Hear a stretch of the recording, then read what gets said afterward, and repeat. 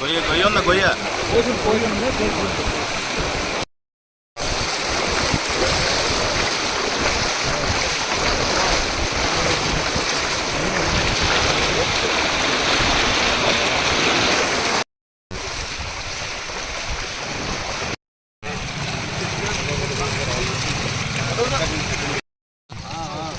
Water లేదు ఎదురక్కడ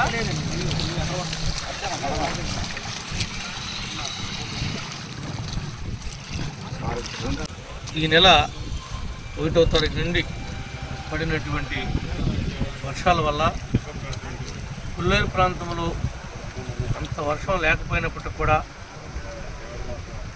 Pulleru Imphal drains main Budameru, ఉండేరు, రామలేరు, Tammileru, Chandraiah కాలువ, Palaraju drain ఇలా అనేకమైనటువంటి డ్రైన్లు 28 నుండి మైనర్ కానీ మేజర్ కానీ డ్రైన్స్ అన్నీ కూడా కొల్లేరు లోకి సహజ సిద్ధంగా ఏర్పడినటువంటి డ్రైన్లు. మరి ఇవన్నీ కూడా పైన పడుతున్నటువంటి వర్షాలకి అన్ని డ్రైన్లు పొంగడంతో మన కొల్లేరు ఏరియాలో ఉన్నటువంటి మరి లేక్ అంతా కూడా నిండిపోవడం జరిగింది. ఇన్లెట్స్ ఈ విధంగా ఉంటే దీనికి ప్రధానమైనటువంటి అవుట్లెట్ ఒకటి, అది ఉప్పుటేరు ద్వారా 64 కిలోమీటర్ల ప్రయాణం చేసి సముద్రంలో కలుస్తుంది. దాన్ని కూడా ప్రభుత్వం దృష్టికి రాత్రి తీసుకుని వెళ్ళాం. కొన్ని రకాల మెషినరీస్ని కూడా అవసరమైతే ప్రభుత్వం కొనుగోలు చేయాలని చెప్పి కూడా ప్రభుత్వాన్ని రిక్వెస్ట్ చేశాం. ఎక్కడ ఈ లంక గ్రామాలు మునక్కోకుండా వీళ్ళందరినీ కూడా కాపాడాల్సిన బాధ్యత ఈ ప్రభుత్వం మీద ఉంది. ఎక్కడ ఏ ఇబ్బంది వచ్చినా తక్షణమే మాకు తెలియజేయండి.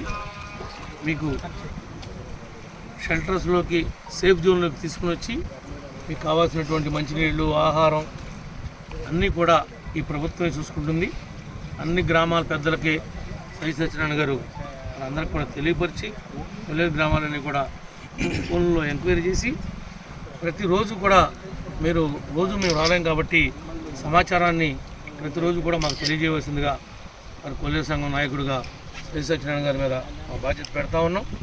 దాంతోపాటు నాగరాజు గారు, మండల పార్టీ అధ్యక్షులు నేతల రవి గారు, తహసీల్దార్ గారు, ఎంపీడీఓ గారు, గ్రామస్థాయిలో ఉన్నటువంటి పెద్దలు, నాయకులు అందరూ కూడా ప్రతి ఒక్కరూ కూడా భాగస్వాములు కావాలి.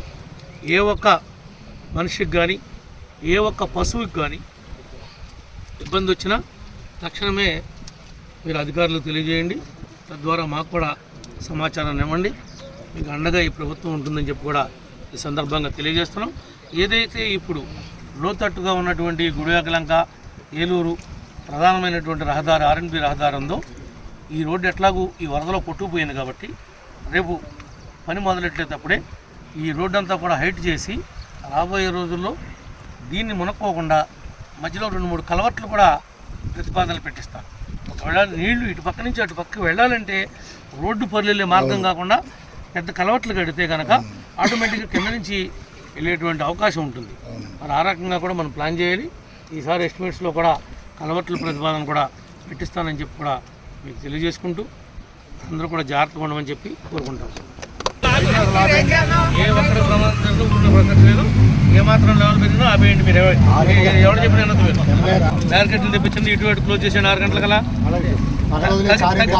తగ్గితే వదలండి. అసలు నైట్ టైము సూర్యాస్తమయం కానీ సూర్యోదయం దాకా ఒక పెట్ట తిరుగు తగ్గలేదు రోడ్ ఏమిట.